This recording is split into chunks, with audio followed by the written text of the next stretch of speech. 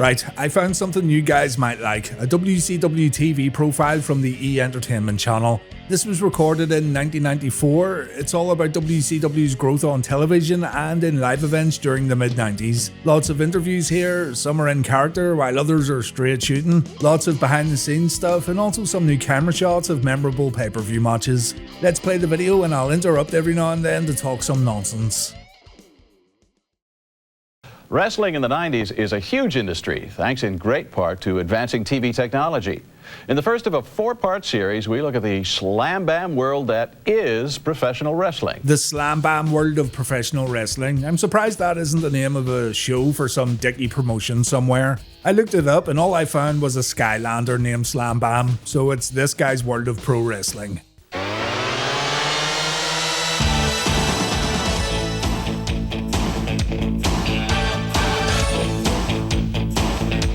It is a subculture, indeed a world unto itself, with its own lingo, ground rules, heroes, and villains. Wrestling is cool again. Yes, the Hulkster. Whoa, calm down, lady. Come on, Brad! Did she say, come on, Brad? Come on, Brett. It's WCW, so she's a Brad Armstrong fan. This is the reaction I have to Alex Wright matches.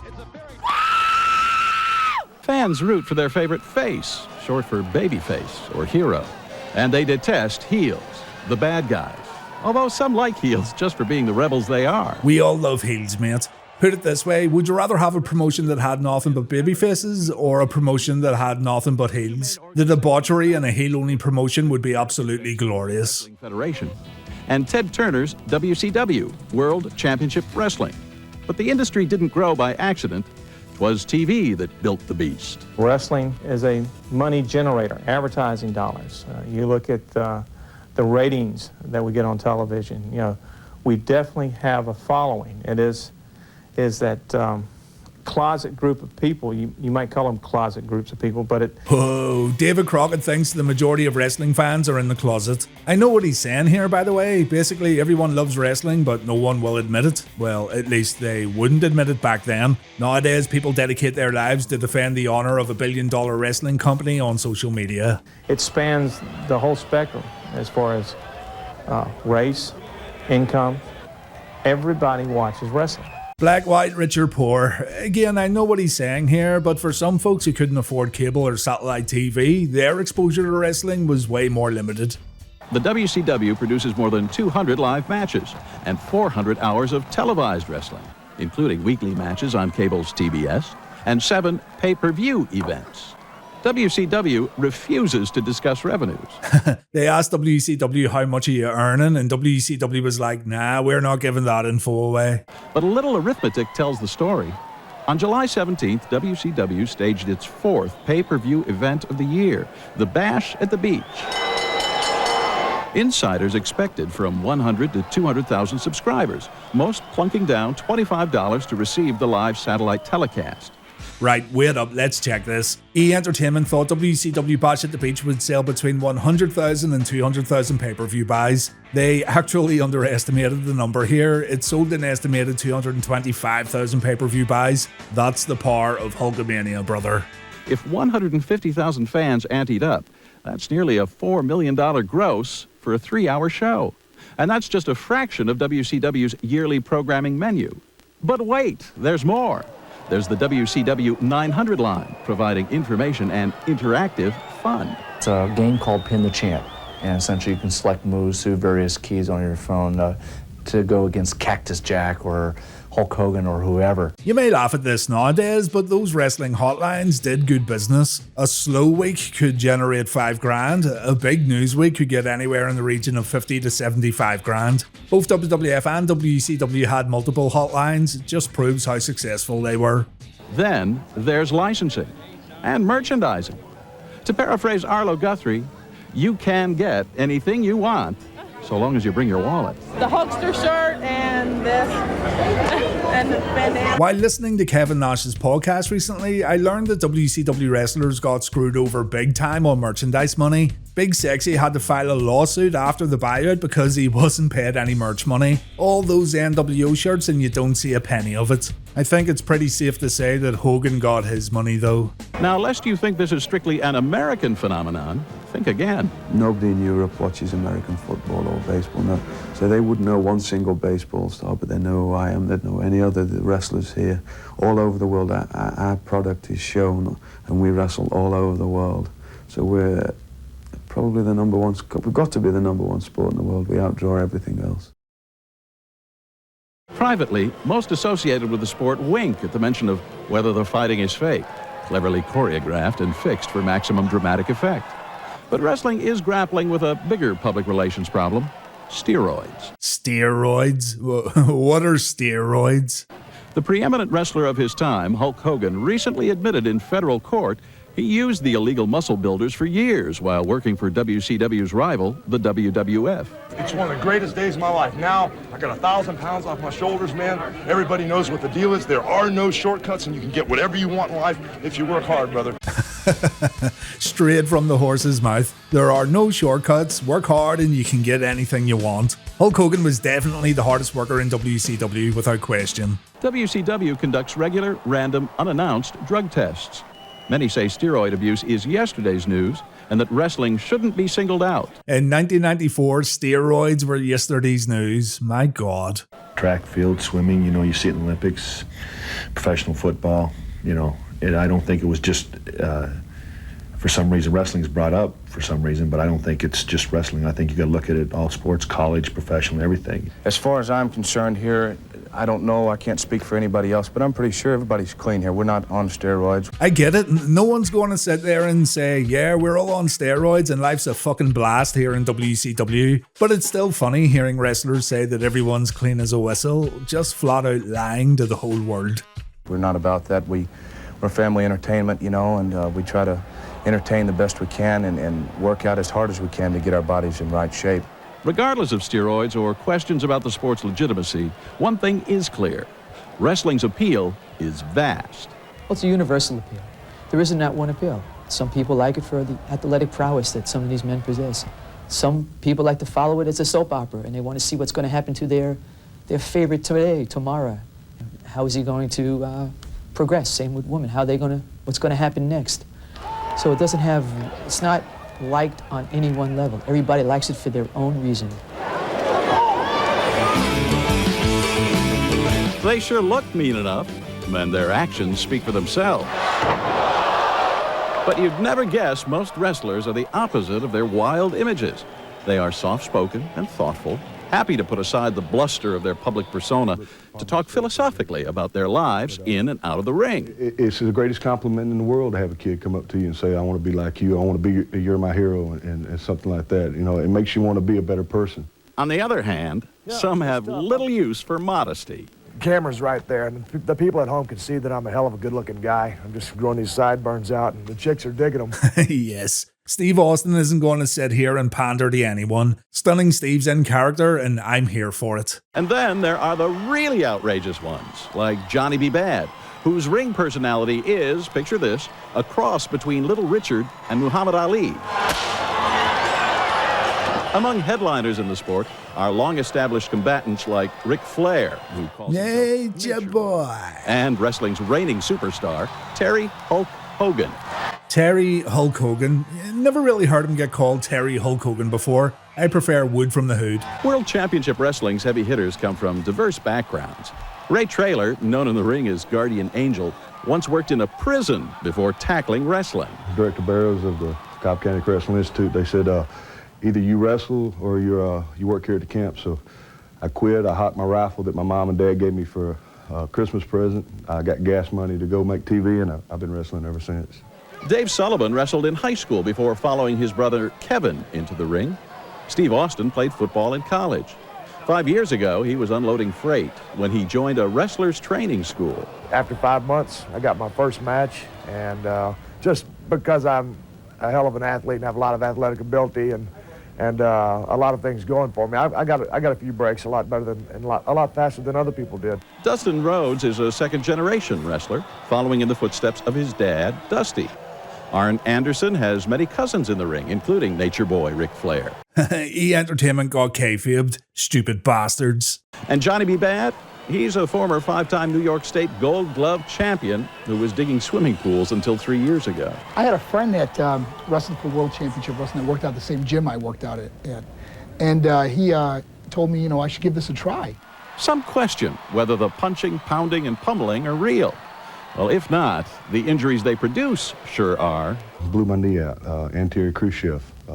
Had it turned back the other way. I have to wear a knee brace all the time. I've had over 100 stitches in my face. I've had liquid drained out of both elbows. I've got knee problems. I've got AC joint problems in my shoulder. Sorry, I'm not talking too much here. This is actually pretty interesting. By far, herniation of the disc of my neck because it completely paralyzed my right shoulder and arm, which was it's about 4 years ago. Many parents hope their children go up to be doctors, lawyers, accountants, professionals. Well, wrestlers are professionals. Still, what do families think when their sons and brothers come home and say, I want to wrestle? For some, like Rhodes and Anderson, it was already a family affair. But for others, things were more complicated. Mixed opinions at first, but now, they're very proud, I think. I should hope so. During his earlier boxing career, Johnny B. Bad's dad was his biggest booster. But wrestling gave his father some anxious moments. I came out and I went up to the microphone and I said, I'm so pretty, I should have been born a little girl. He just kind of went, hey, babe. Johnny's mom, however, is adjusting nicely. She has taped every telecast. She is like, it's like I died and she made a shrine to me in her house. That Johnny B. Bad, everything in her house. It's almost embarrassing when I go over there. You ever see that video of Mark Merrow talking to those school kids? The one where he talks about losing his mom? Yeah, this clip just reminded me of that. It's a tough watch, but it's worth checking out. Most of the guys love it when kids, the sport's main audience, treat them as role models. I go to schools a lot and talk to kids and just tell them, to do everything natural, not to do drugs, and mind your teachers, your parents, and so on, Yeah, there is something a bit dodgy about a wrestler from the 90s going to schools and telling kids to stay away from drugs. But at the same time, if your hero walks into school and tells you not to do something, then you're probably going to take that advice, just as long as your hero's the natural Dustin Rhodes. I think that has made an impact. On the other hand, some take to kids like W.C. Fields. They're never going to have a chance to be like me, and I firmly believe that. So I hate to crush all the little kids out there, their hopes and their dreams. No matter how mean or nice they appear, the wrestlers really do cherish their fans' devotion. I feel that God has blessed me in such a way that I feel a responsibility to give something back to my community, to all these wonderful fans, because if it wasn't for all these kids and all these fans, I wouldn't be having a job. I'd be back digging swimming pools. So it's my way of kind of saying thank you. Man, I always got a little shit for liking Johnny B. Bad, but still to this day, I like the character, and I think Mark Merrow's a good guy from the interviews I've watched and things like that. Marvelous Mark Merrow and WWF could have been great too, though I will admit I wasn't a big fan of the Wildman stuff. World Championship Wrestling's midsummer event is called Bash at the Beach, and a stage at WCW is renting the Orlando Arena. Wait a minute. Orlando's 58 miles from the nearest beach. No problem. If you can't bring the bash to the beach... Bring the beach to the bash. Oh, yeah. We're building a beach, an actual beach. There's 63 tons of sand that we're going to bring in and build a beach. Good for you. David Crockett's father owned WCW until Ted Turner bought it in 1987. After 32 years in the business, Crockett is still impressed by the logistics involved in a pay-per-view event. We have pyrotechnics. It's going to be like the 4th of July in that building. We have lighting. We have as much lighting as most rock and roll shows have. I have 2 generators to back up the building and to back up the lighting and television truck. I have 2 uplinks, just in case. Everything's redundant. Everything. Nowadays, all you need is 2 USB power banks and you're good to go. It isn't long before 16,000 frenetic fans begin filling the arena. As Crockett's crew make last-minute adjustments, celebrities like baseball great Hank Aaron settle in at ringside. Each and every one of you have an opportunity to be on live international television. Soon, there's an unmistakable sign the bash is about to begin. And then, The waiting is over. Let the slugfest begin. Let the slugfest begin with an Armstrongs versus Steve Keirn and Bobby Eaton tag team match. This was actually one of 2 dark matches that happened at Bash at the Beach 1994. I've no real interest in seeing it, but I do wish these kind of matches were made available. After 5 preliminary bouts, it's time for the main event. What the Orlando Sentinel calls a match of gargantuan proportions. It's the title match of reigning WCW champ Ric Nature Boy Flair and the out-of-retirement comeback kid Hulk Hogan. Comeback kid Hulk Hogan, that's a new one. It's clear where the crowd's loyalty lies. Offering Hogan their support, basketball's Shaquille O'Neal and actor Mr. T. At last, the battle begins. At first, it's all smiles, but the honeymoon is brief. I still haven't covered this match for the channel, and I really want to. I want to cover the whole Bash at the Beach 1994 pay-per-view at some point, but the Reliving the War pay-per-view events already take up way too much time. When Reliving the War ends though, you can bet I'll be going back and checking out events that happened before the Monday Night War. Sometimes, all the Hulkster need do to drop his opponent is stand up. For a while, it's nip and tuck, anybody's match. Then it looks bad for the Hulkster. Later, when things look dark for Nature Boy, look who comes to the rescue. It's his manager, Sherry Martel. She's got the brass knuckles. Whoa, classic. Those brass knucks that don't look like brass knucks, but we'll call them brass knucks anyway. And later enters the fray to stand, here's it flop, by her man. There's his confidant. Anything he needs from me, I'd get my neck broke for Ric Flair if that's what it called. And while Hulk's a gentleman, a man's got to do what a man's got to do. Back and forth it goes. Finally, in a finale worthy of Greek tragedy, or is it comedy? The Hulkster disposes of Nature Boy to reclaim his title. Greek tragedy, or is it comedy? These little nudge-nudge, wink-wink jokes are fucking lame, man. I know E! Entertainment's trying to appeal to people who both like and don't like pro wrestling, but voiceover guys having way too much fun mocking the great sport of pro wrestling. It's still real to me, damn it. But that's just plain nuts! Many of you out there are thinking, right? Afterwards, the Hulkster is beside himself as the meaning of his glorious victory sinks in. We were rocking and rolling the place, and what is the WCW gonna do now that Hulkster still rules? Woo! Nailed it, Hulk. You nailed it.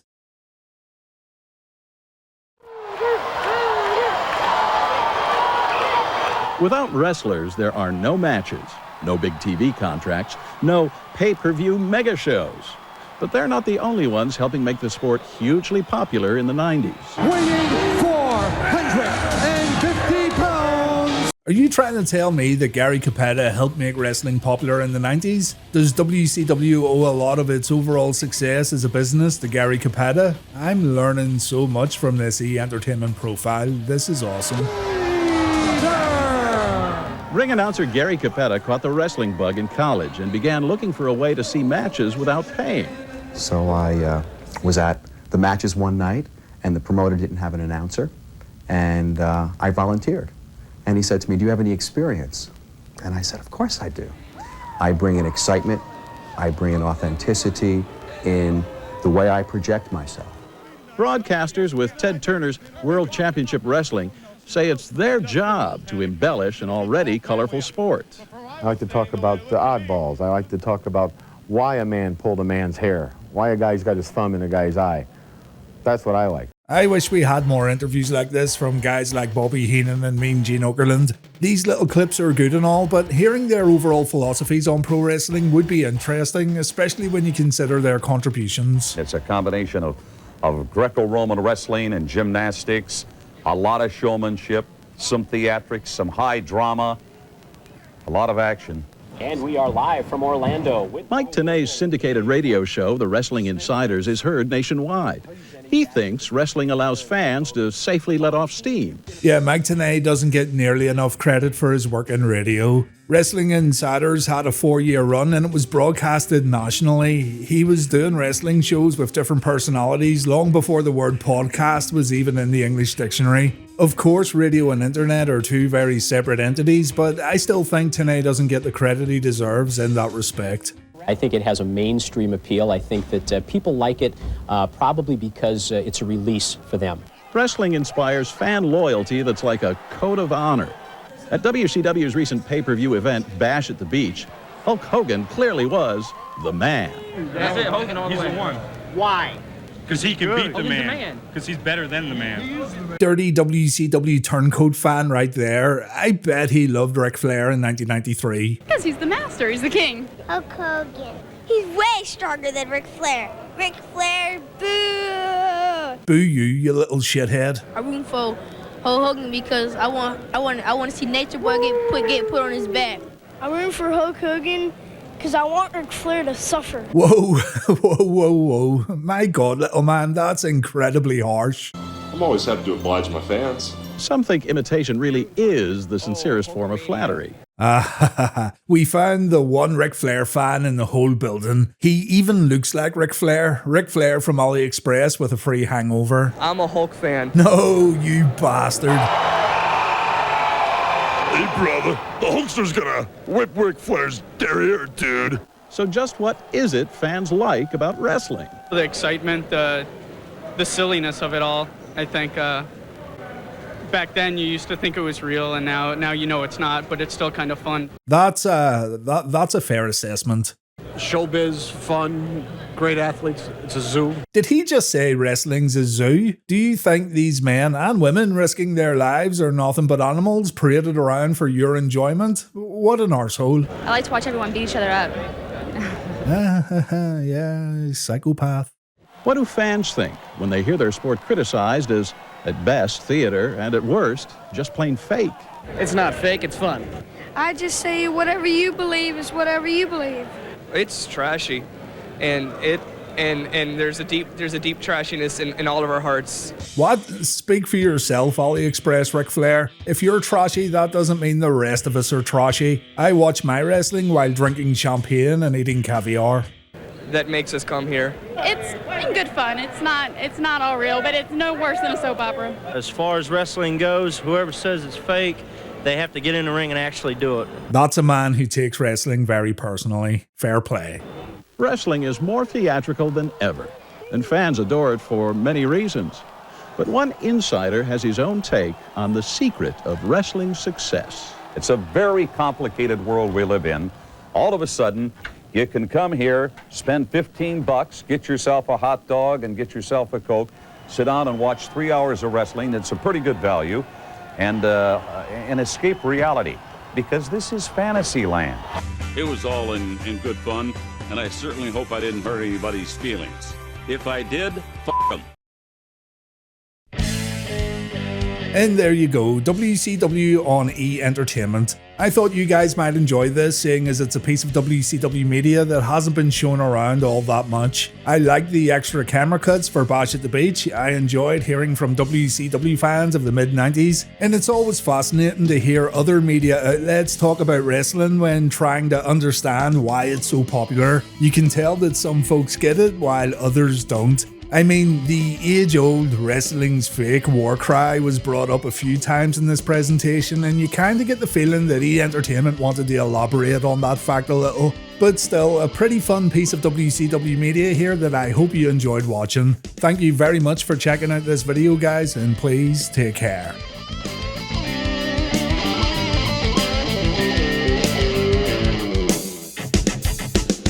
He's not on a team or a member of a gang. He's Cactus Jack, or better known as Mr. Bang Bang.